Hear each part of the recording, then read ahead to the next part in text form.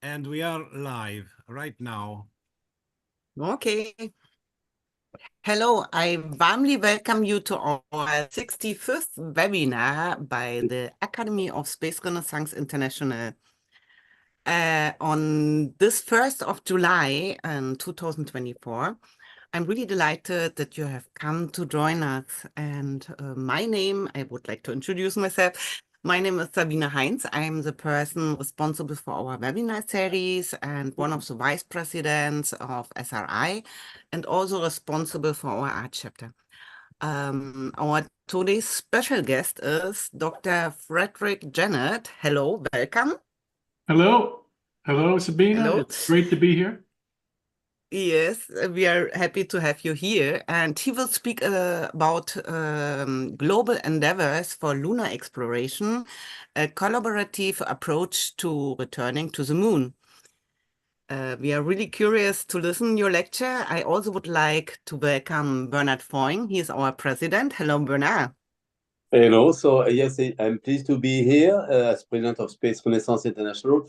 Actually, I'm just returning from the moon now, as we have been performing a school in the island of Vulcano, so volcanic island north of Sicily.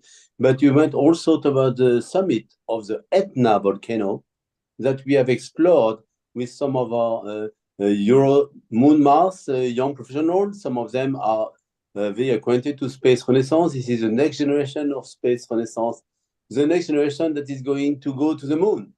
So we call them the Artemis generation. And so we are looking forward to hear more how we are going to go there ourselves, but also through some of our envoys from the citizen world that for this opportunity that we are going to develop space for all, the moon for all. So I'm looking forward to the next talk, Dr. Janet.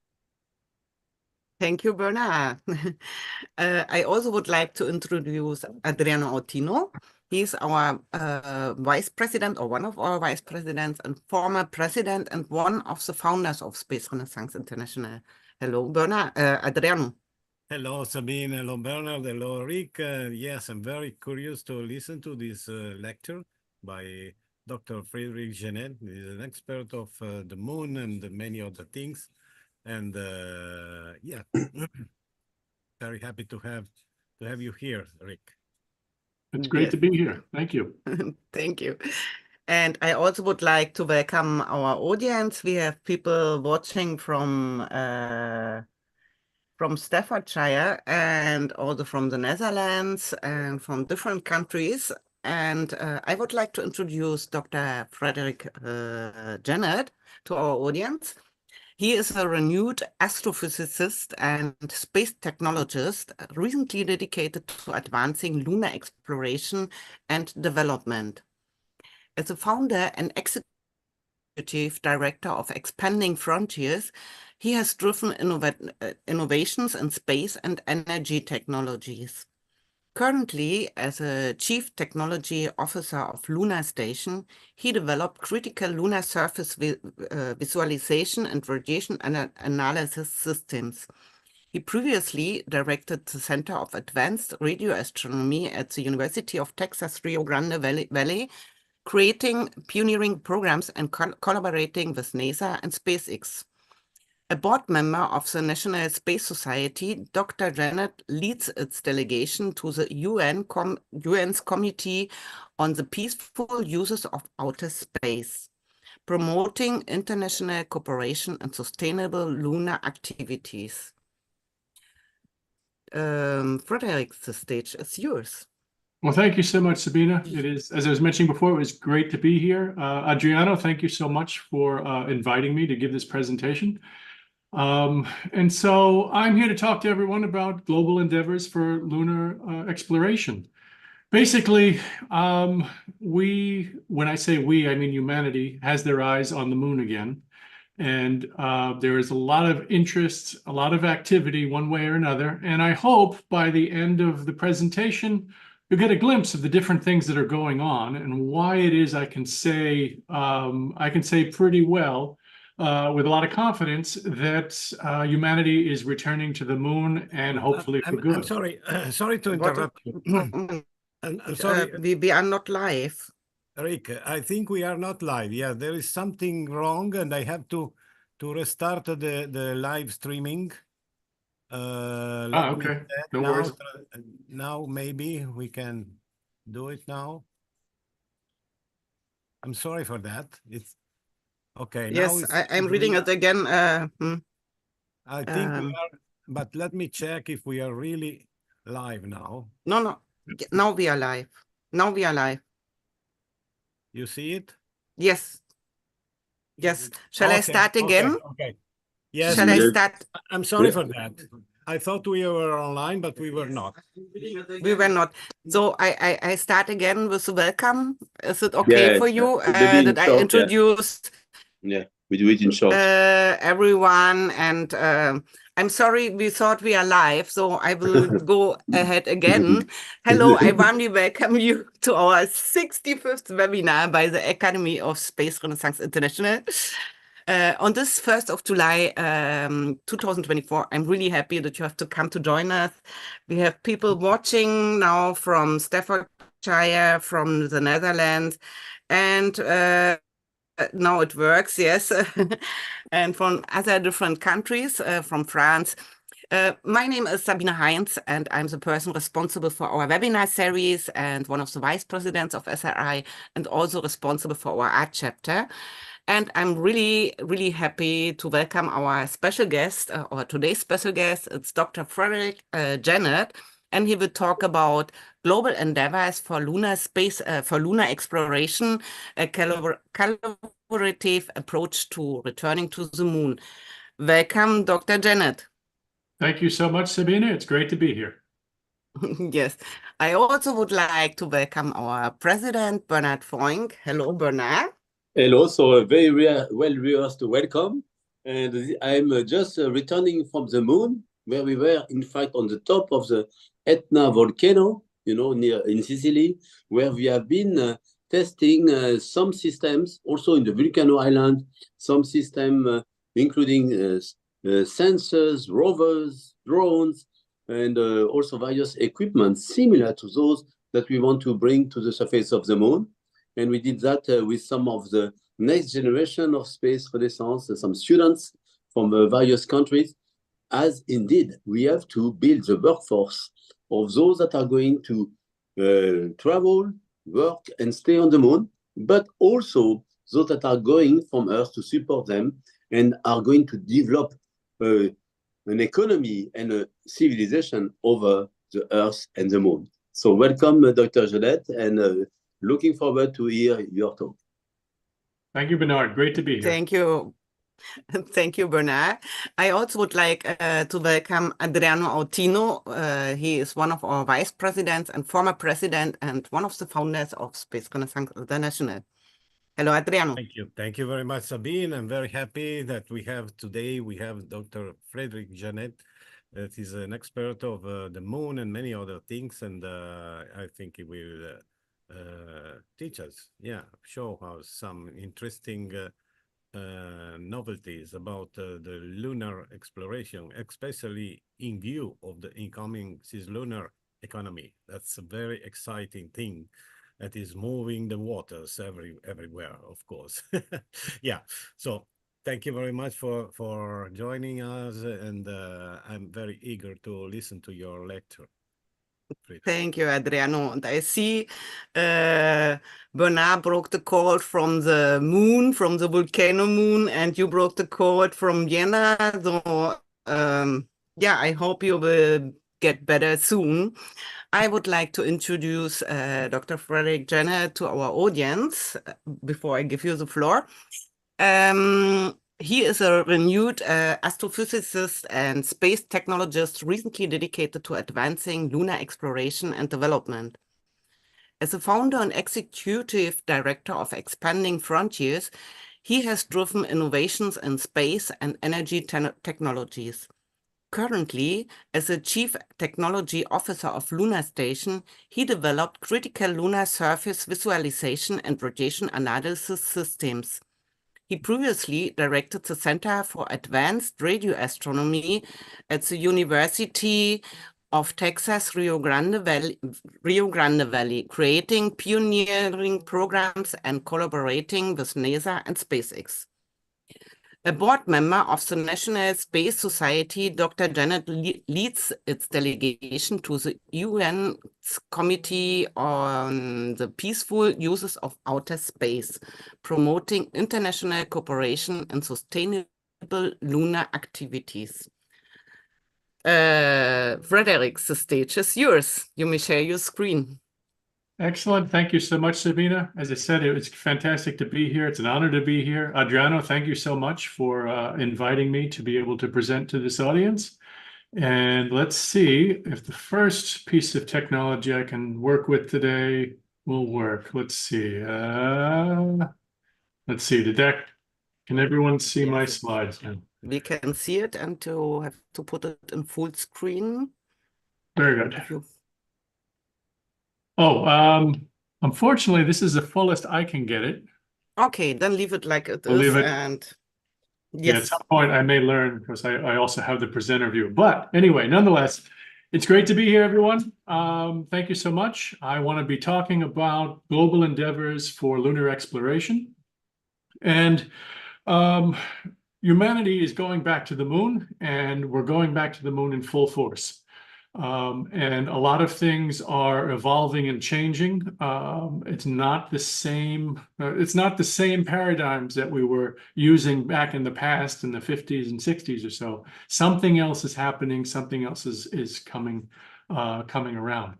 So I hope at the end of this talk that you'll have some inklings of some of the things that are happening and the different things that are forming and what may be presenting itself in the future. I also want to give some background on myself and sort of see to give some context of what it is I'm talking about and how that relates to the moon. First of all, as Sabina had said, I am the founder and executive director of Expanding Frontiers. So Expanding Frontiers is a nonprofit organization that whose home is in South Texas, Brownsville, Texas, in the United States. And we are igniting the innovation ecosystem in that region. It's predominantly an underrepresented region in the United States. And so this concept of entrepreneurship and innovation is not something that necessarily flows through everyone's veins like it does in some other areas in the world. So we're bringing that to those concepts and ideas to the region. So Expanding Frontiers has a series of programs. We work with high school students all the way up into professionals, basically programs that have them start to think and dream about space exploration and development, not just watching it and sitting on the sidelines, but how they can actually be potential participants. To make a very, very, very long story short, it turns out that many of the founders of Expanding Frontiers were actually responsible for bringing one of the most successful launch companies into the region. As I'm sure many of you have probably watched already, seen several of the Starship launches from the Boca Chica Beach region.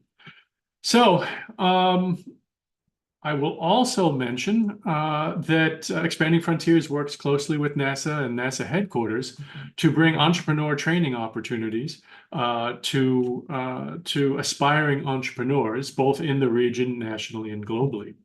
We are a connector of NASA technologies where we work with aspiring entrepreneurs that have a particular challenge or problem that they wish to solve. And we connect, or we find and comb the NASA technologies, find certain technologies, connect them with it, and help them build businesses around this.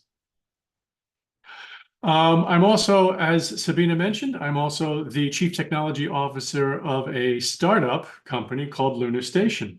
Of course, the relevance of this is I'm talking about global endeavors for going to the moon. And Lunar Station is it's a startup. It comes out of the MIT ecosystem. And Lunar Station provides geospatial intelligence and mission assurance for companies that have their eye on missions to the moon. Companies are developing landers and rovers and so forth. So the fact that Lunar Station exists and can exist as a startup, as an entrepreneurial startup, is a hint to the type of activity that's happening as we gaze towards the moon. I am also a board member and vice chair of the International Committee for the National Space Society. National Space Society, our mission is to see millions of people living and working in outer space for the betterment of humanity. We're the premier, preeminent citizens' voice for space exploration and development, and the International Committee is the outward-facing aspect of the NSS. Now, whenever we're talking about space exploration, and talking about the issues involved and so forth, because for a long time it's been extremely expensive. For a long time, it's been something that has been very risky, and so forth. The question always comes up as to why do we do this? What is the reasons? What are the reasons for it? And there's a lot of debate about that as to what we should be doing, why we should be doing it, and so forth. And there's many different ways of viewing this in different lenses and contexts and so forth. I'm going to be sort of bringing National Space Society context to this when I talk about the why we're doing this. But it's not just NSS. I think many other great thinkers in humanity have come to this similar conclusion that mastering space development is really crucial for ensuring humanity's long-term sustainability and survival. The long and short of it is we have limited resources. Now, they could last billions of years. Well, they probably won't last that long. But nonetheless, we do have limited resources. There is only so much that we can do on a single planet. So if we're thinking about humanity's survival, if we're thinking that's something that we want to do, which, you know, I kind of want to do that, then we have to start understanding and mastering space development. Things that are associated with the benefits of space development, of course, are resource utilization. Enormous resources come in many different forms. Matter of fact, there are probably certain forms that we haven't even been thinking about. Environmental sustainability here on our own planet. Many big thinkers have been thinking of this concept of what could we possibly bring a lot of the heavy industry that is done on Earth that is causing a lot of environmental issues. What if we brought that into space? That's something that Jeff Bezos was talking about with his Blue Moon project and program. This idea of bringing heavy industry up to space so that we can protect the Earth and protect its environment and resources. Space is also an innovation driver. We know from the last 50, 60 years or so that thinking about how we're going to conquer one of the hardest places to live and survive. Space is a place that really does not want humanity there. So in order to think about how we actually do that, it pushes innovations all over the place. A subtle one that I'll mention that perhaps isn't as known as some of the other benefits, the Apollo program, one of the innovations that it pushed was the miniaturization of electronics. Seems like a little thing, right? This idea that I had all this big electronics, but it's too heavy and stuff that I had to make it smaller. Also had to make it radiation hardened and all these kinds of things. But just this idea that I could start putting large amounts of computing power and electronic capability in smaller and smaller volumes so that I could bring it into space in a less expensive way. Well, that set off a whole chain, which eventually became personal computers, which eventually then drove the internet, which eventually became our cell phones and so forth. And the rest, of course, many of us know as the reality we live in. So definitely thinking about space is an innovation driver. Another area, of course, comes in about mitigating risks and, of course, ultimate population growth. You know, the surface area of Earth is finite. So if we want to grow, we have to have our eyes on space development. Another way of looking at mitigating risks and the importance of mitigating risks is a quote by Larry Niven, a science fiction author, that the dinosaurs became extinct because they didn't have a space program. And if we become extinct because we don't have a space program, it'll serve us right. That kind of, I think, puts it into puts it fairly clearly and succinctly. We know that we are at risk of basically asteroid impacts. And it is the work of many astronomers and engineers that are basically looking at and making sure that those types of events do not happen. So looking at, we consider long-term sustainability, resource utilization, innovation drivers, this sort of mitigating risks, population growth, these types of things. These are all things that come together in mastering space development. And those that are familiar with the United Nations and the work that the United Nations are doing are probably familiar with something called the 17 Sustainable Development Goals. And you'll notice that a lot of the things that we talk about in mastering space development kind of sound like, in many ways, these 17 Sustainable Development Goals. So, in case not aware, the United Nations has put forth a set of goals that the idea is to move the global thinking, the global populations, the global efforts towards sustainable development here on Earth. Everything from poverty to economic development, health, prosperity, life underwater, life on land. All of these things are discussed and goals are set for each of these different particular areas. Now, there is a body of the United Nations called the Office of Outer Space Affairs, and their title basically says it all. They are concerned with outer space affairs and how and help bring together nation states as they think about and they move towards working with and developing outer space. And there is, so they have gone through and gone through each of the Sustainable Development Goals and showed how space in some way or another actually impacts each of these goals. Don't want to go through that now. That's a whole other talk in and of itself, is the discussion of how space impacts these. And I would, for those that are interested, I would definitely encourage you to go to the UN website, Office of Outer Space Affairs, and look for Space for SDGs, Space for the Sustainable Development Goals. And there you'll see a description of how space assets and space development impacts sustainability and impacts all aspects of humanity and human development on the surface of the Earth. So, but in looking at these, the one thing you'll notice, and I know as many of us here on the call have noticed this before, that although each of these development goals you can map to something about space that impacts them, there's nothing specifically about space on these sustainable development goals.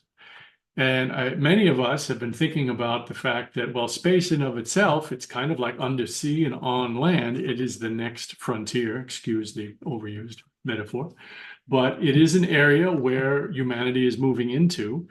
We must be considering sustainable aspects of what we're doing. We must be considering how this impacts humanity currently. So it must be something that should, in some sense, have its own sustainable development goal. And so proponents of this are calling it the 18th SDG.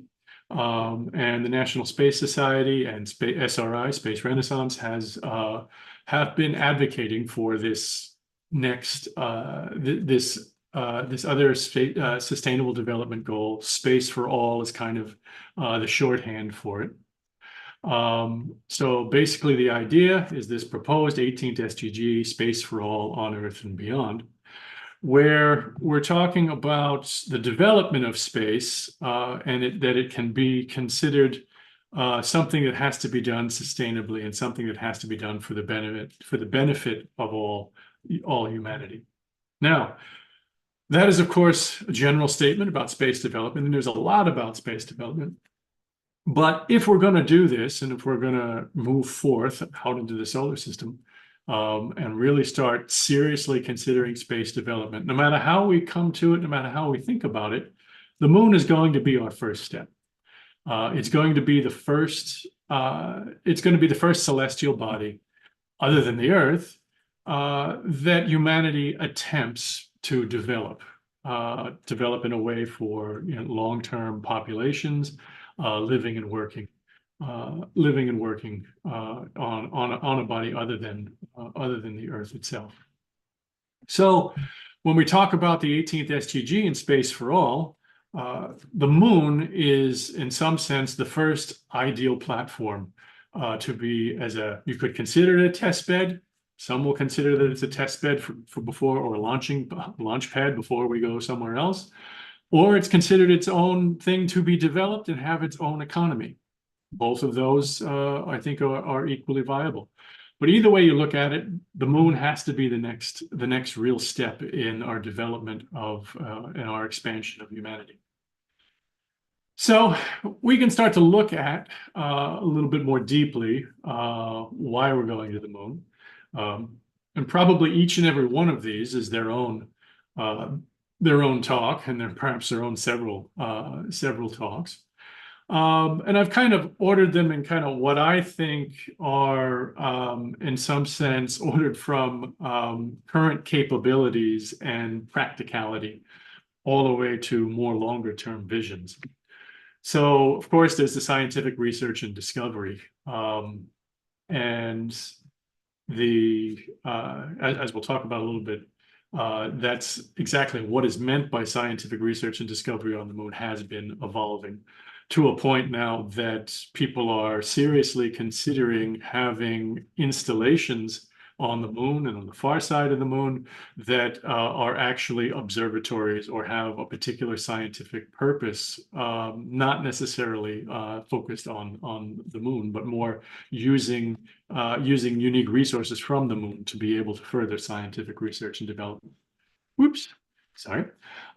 We also have, of course, the technological advancements. I described one of those earlier.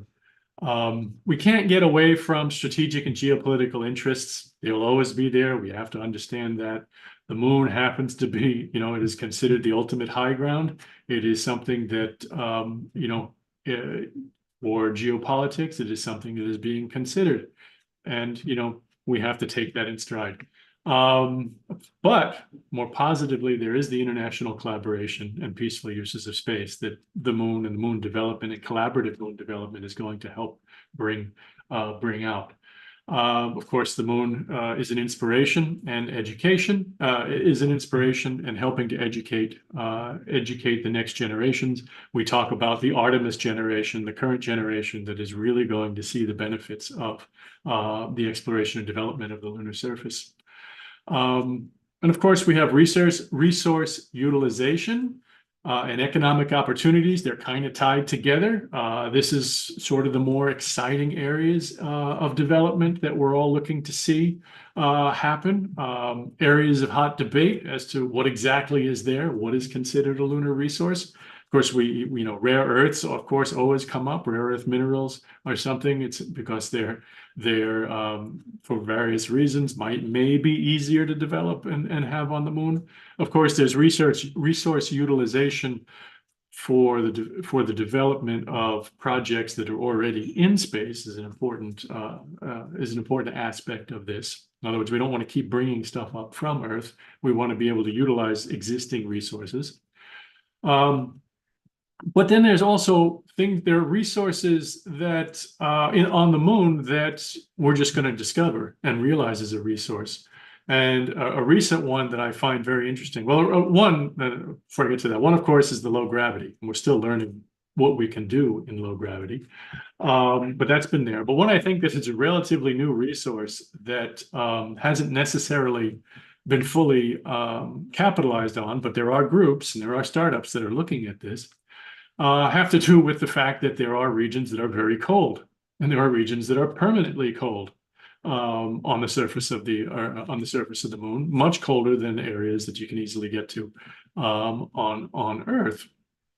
And why is cold a resource? Well, if you consider what is required for a lot of modern technology to work, getting rid of heat is an important part of that. Computers generate heat. I think the ChatGPT, as we all know, these AI systems that are coming online, they take 10 times more energy and develop 10 times more heat than an equivalent call on Google. So server systems require a lot of cooling. So a resource that the moon has is a lot of cold areas. So perhaps, and people are thinking about this, putting servers and various other computational type equipment on the lunar surface. But what that's showing, is the thoughts, when you start to bring in this broader audience, these entrepreneurs now that are coming in and looking at what can we do on the lunar surface, they're starting to see all of these different things. And this is just the beginning of that. And then, of course, there is the long-term human presence and expansion. We have to master space development, as I mentioned before, and the moon is a great place to do that because it happens to be very close. It happens to be very close to Earth, the cradle of humanity. So as we consider, if we start to do our practicing on how to live and work in outer space, the moon is going to be a great resource to do that. So, thought it would be interesting to kind of look at lunar activity, looking over the decades. And looking at this, you'll start to see that things are really changing.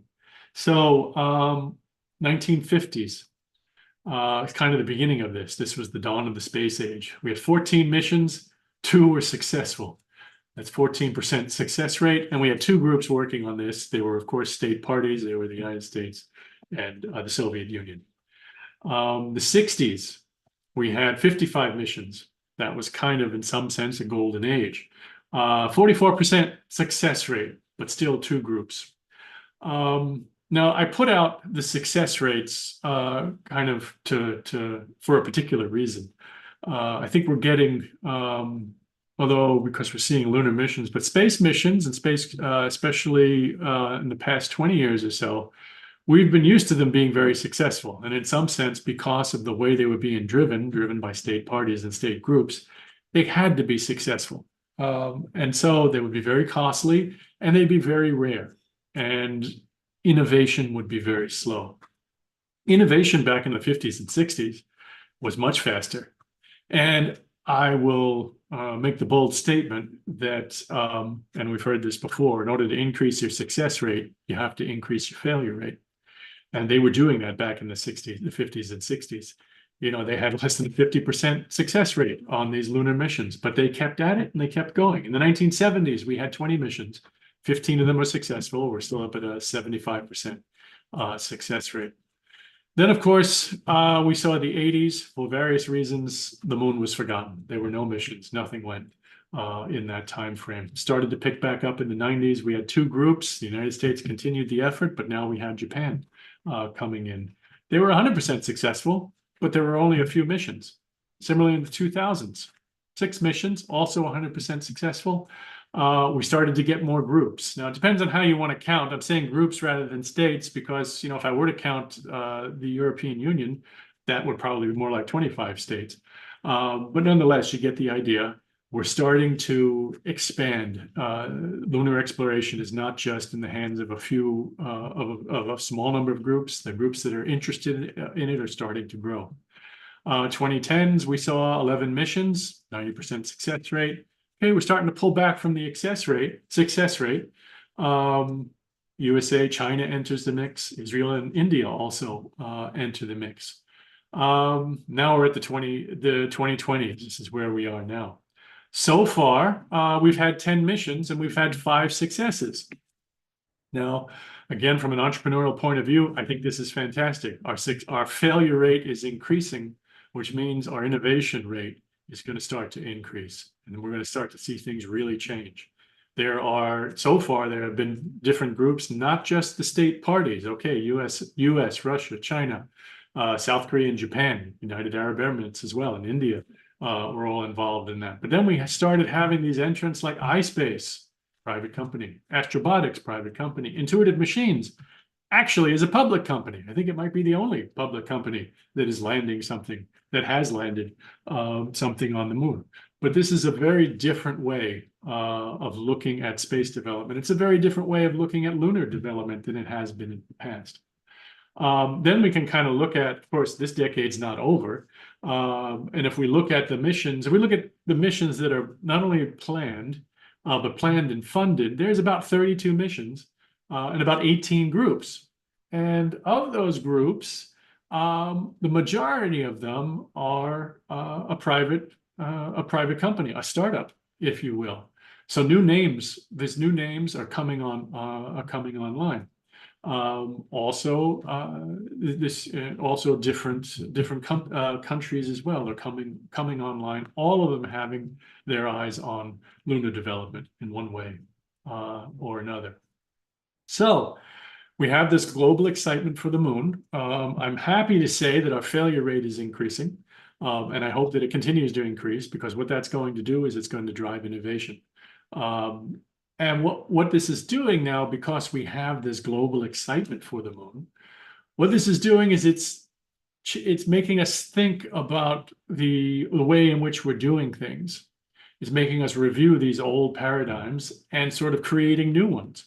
And I don't think I think we're just beginning to think about what these new ways of doing things, what these new ways of developing the lunar surface, of going to the moon, what that even means, is going to be very different 5 years from now. At least I hope it's going to be very different 5 years from now. But just kind of looking at the transitions that we're seeing, what are we seeing? Well, early on, it was a Cold War rivalry between the two major powers. Now we're looking at collaborative ventures and private sector involvement. We had limited technologies, and everything had to be built specifically for that purpose, of course, making it extremely expensive.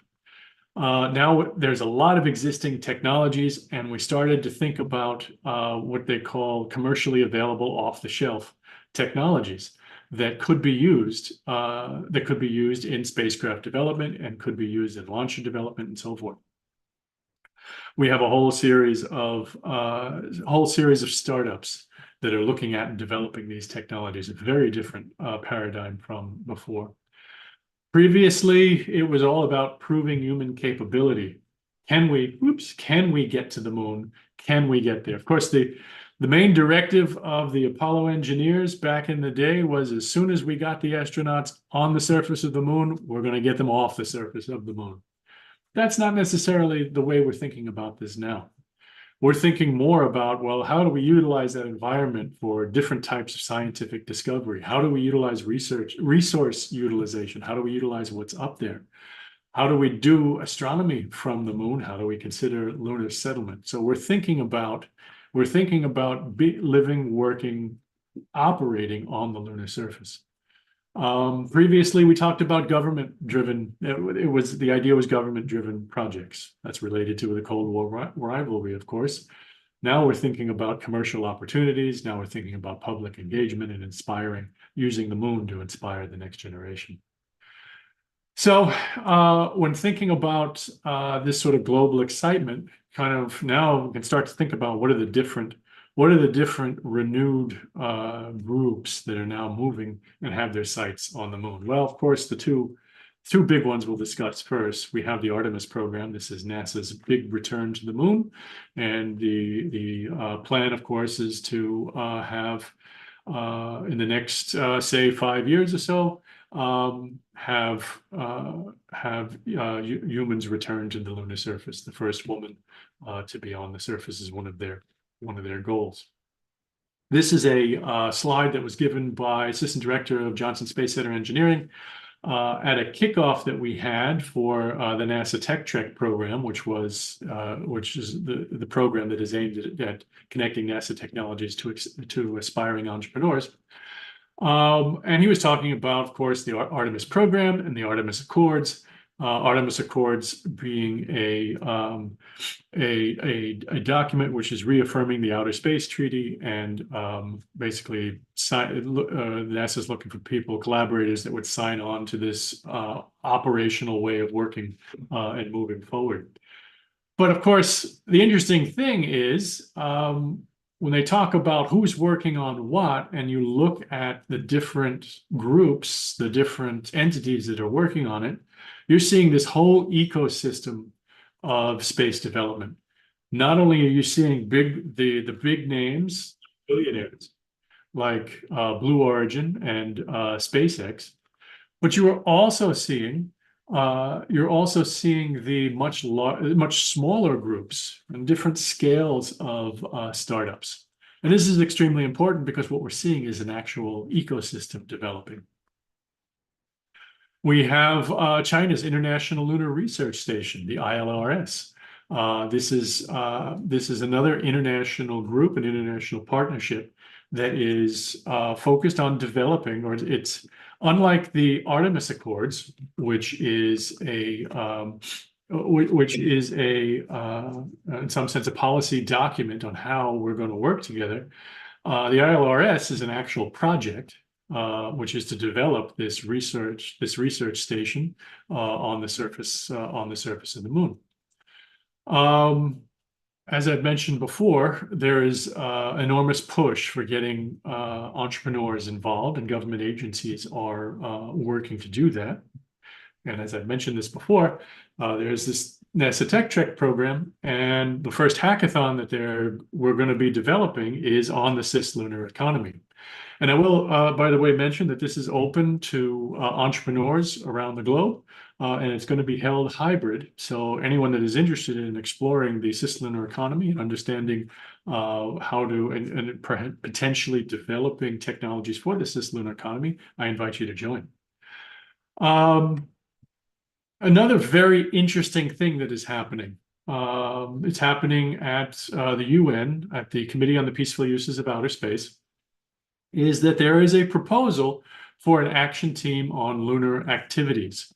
Now it's specifically called this Action Team for Lunar Activities Consultation. That's a very technical reason as to why they're doing that. But the states, or at least member states, are seeing this enormous interest in the moon.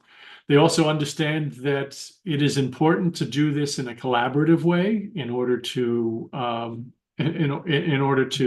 share resources, conserve resources, in order to increase safety and sustainability. So the Romanian and Korea proposed this action team on lunar activities, and it's getting an enormous amount of support from the different member states. And this is something that this is very much a work in progress. This came out of COPUIS the first half of this year. And matter of fact, several discussions were being held last week on this. But it just underscores the global interest and excitement about returning to the moon, but also the idea that we're doing it in a thoughtful way, in a thoughtful and inclusive way, so that we can not, in some sense, make some of the mistakes that we've done in the past and learn from those mistakes as we move forward. Another interesting thing that has come out of UN discussions and COPUIS discussions is this concept of protecting and preserving human history and heritage. It's a concept that we think of down here on Earth, because we look at human heritage sites around the world, which look at historical areas and preserving historical areas, so that the history of our heritage and where we came from and the context in which we emerged is preserved. It is preserved for future generations. Michelle Hanlon, for All Moonkind, had the genius to recognize that we have heritage sites, human heritage sites, on the surface of the moon. And if we're going to be going to the moon, we have to be thoughtful and consider these heritage sites, and perhaps preserving these heritage sites as we move forward with that. Many different groups are coming together to figure out how do we, within the context of international law, how do we promote development of the lunar surface?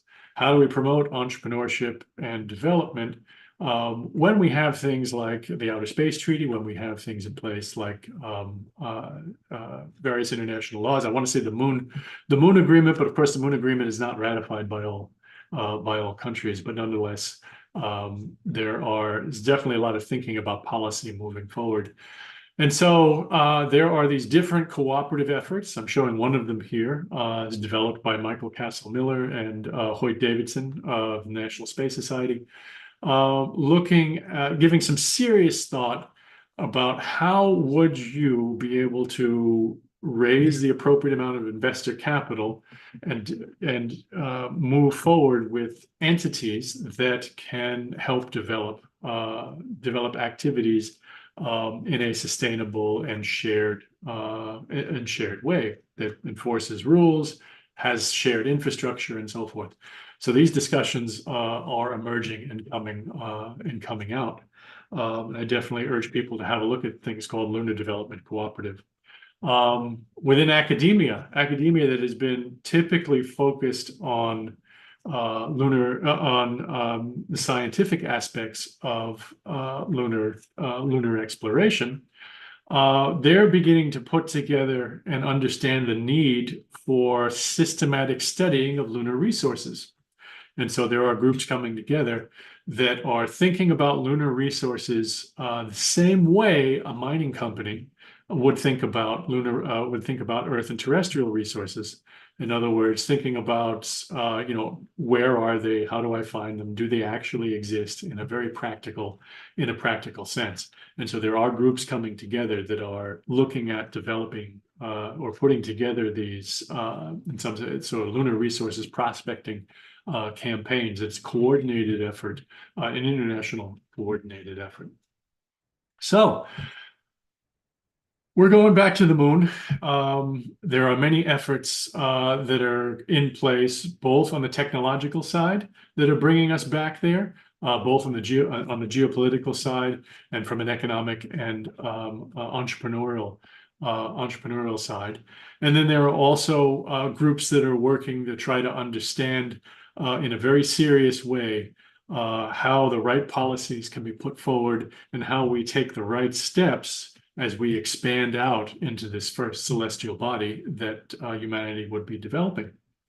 So I hope that gives you some idea of the different things that are at play, the different groups that are there and working. Again, this is Frederick Genet from Expanding Frontiers.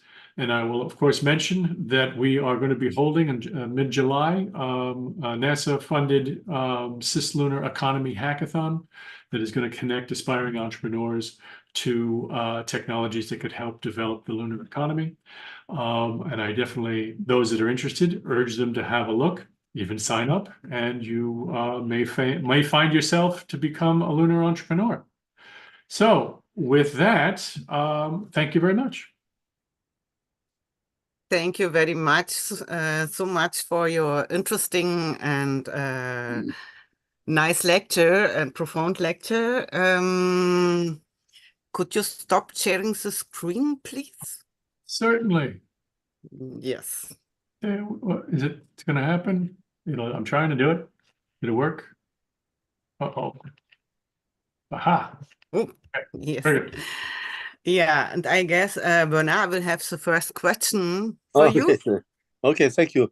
Yes, interesting talk, and I was thinking that you were mentioning also some of the need of prospecting the resources with addressing some of the knowledge gaps with the precursor missions, and so do you see a way where we can already finance some of these precursor missions, and where do you see there would be some niche of some measurement that could be done before, and so that could also try to develop and consolidate the lunar economy? So what type of missions? And yes, And No, do you have those also are practical ways to fund them? excellent. And those are fantastic questions to which I do not necessarily have answers to. But what I will say, what I am seeing, I mean, I'm definitely seeing this is areas of active development. Of course, you'll have from the academic side, they're looking at governments to help fund those and kickstart the lunar development. Some would say that it requires governments to do that initial kickstarting. You will also have you'll also have your sort of billionaire groups that already have their eyes on it. So you have the Blue Moon program coming out of Blue Origin, very interested in the lunar economy and developing the lunar economy. With that, of course, you'll have SpaceX that is also has their eyes on that, but it's more as a jumping. They're looking at it more as a jumping point to other bodies. There is. I think there's growing interest in the mining sector as a, I got to be careful here because the mining sector, they're very practical, right? They're not going to be like, yeah, let's go to the moon. They got to really see the returns, which some of this precursor work is there to try to help do that. But there's growing interest that there can be, there could be potential, potential returns in the long term for this development. And now maybe I could follow with a very practical question. Okay. With expanding frontiers or with NSS, are you looking, for instance, to develop some payload that could be brought to the moon, also to address some of this knowledge gap for resources? And is there a project where we could even partner together with Space Renaissance, bringing a payload together to the moon as a concrete act, showing that we do things, we don't talk only, we also develop things that will go on the surface of the moon? I think that is, I love it. I think that is a great idea. Yes, there are certain ideas, some of which I can't necessarily divulge right now, but there are things that are in place that are moving from different, both on an international aspect as well, that I think are growing and will require added support. So I'll say yes, that's happening. And okay. Excellent. We have such a great collaboration with Space for All SDG 18 initiative. With the booth we are going to have together at the ISC in Milano. So also a collaboration in the area of a payload for the moon. That will be amazing. So let's work on it. Thank you very much. Yes, I agree. Yes. I agree. And maybe we can bring some art to the moon too. Oh, yes. Okay. Yes, So, of course, we have to bring some artwork to the moon. Yeah. Yes, indeed. So we can talk in Milan about this, and yeah, we can make a wallpaper Yes, that's right. with artwork for you. A payload that describes all the activities we are interested in and all the humanities that is embodied in Space Renaissance, in NSS, in Expanding Frontiers. Okay, yes. Concrete project. Yes, Adriano. Yeah, no, it was a fantastic lecture. Thank you very much, Rick, because it was quite interesting, and I think I will copy some of your slides because they are very, very much instructive and full of data that are interesting for all of our reasoning and elaboration and so on. And yeah, let me say, I'm just back from the 10 days of the COP67 General Assembly. And what I have seen over there is a kind of, I don't know how to describe it, but as if there is, two parallel processes. No, one is the usual discussion at Scopus about the benefits of space for all people of Earth, for the benefit of everyone, and using the resources and all these kind of things in a quite, let me say, ecumenic way, of thinking. And on the other side, there is the incoming cislunar economy. It's something different, that is happening. However, we can discuss how long we like, but I think a scientist from Mexico that now, don't ask me to remember the name because I have to find back his visit card to tell you. However, I think that was Gustavo Medina Tanco. Yes, the father of Colmena. yes, exactly. Thank you very much. Yes. However, he was talking in a side event that was very, very interesting event organized by Antonino Semeri and Chris Johnson of the Second World Foundation. And the title of this event was Reflections on the Lunar Activities, something like that. There was a lot of people over there. It was after 6 o'clock, And so this Mexican researcher say that yes, we can try to talk about to establish some rules to try to make it in an harmonious way, collaborative, etc. But people will go there, they will make their experience, they will find their problems, they will find solutions, and that will make law too. No, will make Sure. jurisprudence and law, etc., etc. So his suggestion was, let's make it simple, because we cannot claim to write big books of rules, and then those people will go there and make things. So this is something that will happen, but until when there will not be the first steps, the first concrete steps of that, all the world is keeping their breath somehow, no? Because I think the big money haven't yet begun to move toward the moon, because very simply, everybody want to see the first concrete travels of Artemis to the moon. And then we will see, probably we will see something that it will be very much bigger than anything we can imagine. There will really be some anthropologic mutation, because when people will live on the moon, see the Earth from the moon, see the Earth in the sky from the moon, I think they will think in ways that we cannot imagine.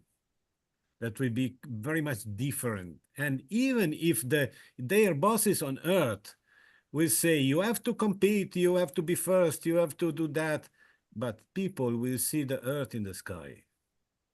And if their colleagues from China or from Russia or from any other country will be there, the first thought will be, we have to help.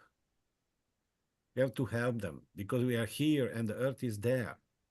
And it's something like a bigger overview effect, the Frank White concept that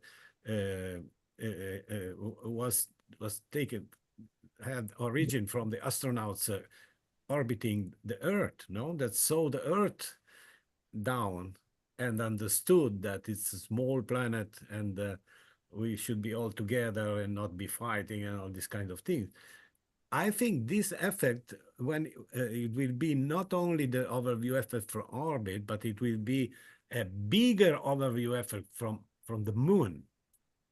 Let's think about what effect will this view have on the human thinking and on the thoughts that those pioneers will have. Probably. So I just, Adriano, while you were talking, something I was. Yeah, I'm thinking about the changing that we are on the edge of a big change, I think, and we definitely are. We cannot fit Um, right now in its entire dimension. This is my Mm.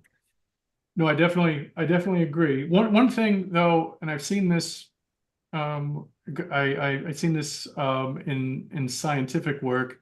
We've seen this historically. Well, not necessarily seen it historically. We are fortunate to live in these times. The it is important that there are people that put thought into what could happen before we're there. As they say, opportunity favors a prepared mind. We we have a lot of history. We have a lot of great things. We have a lot of unfortunate things in our past. And do we want to repeat some of those things? Some of them might be inevitable. We're humans, right? And it's the way humanity works. But some of them, maybe we can actually get to a point where we don't have to repeat some of the things. So I think it is important that now I understand oh, come on, we're not there yet, so why do we put rules in place? It's true. We don't want to put hard and fast rules, but at least thinking about what best practices should be, like what For All Moonkind is doing, right? Somebody at least stood up and said, hey, wait a minute, we have cultural heritage on the moon. We have cultural heritage on the moon? Yes, we have a history on the moon. People like us just, it was happening. We don't like to consider that to be history or cultural heritage, but it is humanity, those first steps, those places where humanity first landed. That is our cultural heritage. And somebody put some thought to, hey, maybe we should consider not necessarily bulldozing that. I mean, all right, maybe, people will go there and they'll bulldoze it, but at least we should have some thought in place before and do it mindfully. It's like, all right, I know we're going to bulldoze the first, the Apollo landing site, but it turns out that there's an alien artifact under there that we have to get to. But I don't know. But at least it's at least we're doing it from a thoughtful perspective rather than just going there and doing things without thinking about it, without the ideas of sustainability in place. So I do think so. Fully understand the perspective of why are we wasting our time putting policies and laws when we're not there yet, but weigh that against, but there are great thinkers. There are people that can think about what could potentially happen.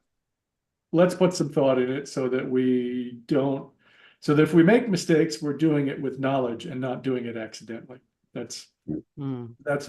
what I'm. Yeah, let's protect the heritage, all the Apollo missions, the lunar missions. Also, please protect the place where my little probe, Smart One, has landed on the moon. We want, it's like also a heritage from the European side and all the Chinese mission now. And this tells also a great story about the spirit of exploration, innovation, as you mentioned, science, technology, looking at inspiration. And so this can be also a great vehicle to get people with us on Space for All. Yes. Nice, finishing words, I would say. Or closing words. Any questions? Frederick, thank you again for your nice lecture, and I hope to see you in Milan. In Milano, yes. So Yes, we'll have a great booth. Many we papers presented by Space Renaissance, NSS, and all friends. Yeah. And we can see how to bring art to the moon. Yes, awesome. Yeah, I would like also to mention that our next webinar, Adriano, I'm right, next week? Yes. And the 8th of July, Ruida Xi will talk about asteroids capture and mining. So we are here again with the topic of mining and find resources. Yeah, also catching an asteroid, driving to the very nice point and work on it and so on. This is the idea. And important, this will not be at the normal time. The normal time is 9 p.m. European time, but it will be in the afternoon. It will be 3 p.m. European time because our lecturer is from the far east Therefore, it will be difficult for him to Oh, okay. be I will be with Okay. him. I will be in Tokyo on the 8th of July for Okay. the Space Time Summit, where I will represent Space Renaissance and also our Your Moon Mars group. We will moderate some panels on Moon Mars exploration, and we'll have also the special event on sustainable exploration in a series of planetary trajectory going to China, Tokyo, and then for the COSPA, Wow. Committee for Space Research in Busan, Korea, where I organized a number of sessions, lunar sessions, planetary exploration sessions, and then back to Beijing on Human Spaceflight Conference. So yes, we are going to visit some of our good friends in Asia, but also meet the international community there and carry the flag of Space Renaissance, Space for All. We'll have also some colleagues from NSS.